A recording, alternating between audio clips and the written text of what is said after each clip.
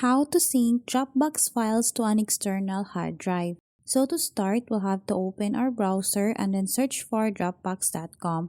After that, simply log into your account. Once logged in, we'll have to go on this menu icon. We'll just have to tap on this one. And then in here, you will now see this option backup. What we need to do is to tap on this one. And then in here, we'll have to go on this manage backups.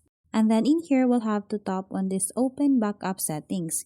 In here, if you have an external hard drive connected to your PC, that hard drive will automatically appear here. So since I don't have an external hard drive connected to my PC, as an example, I'm gonna tap on this PC option. After that, it will automatically show you these instructions. So in here, if you are using an external hard drive, the settings will be the same.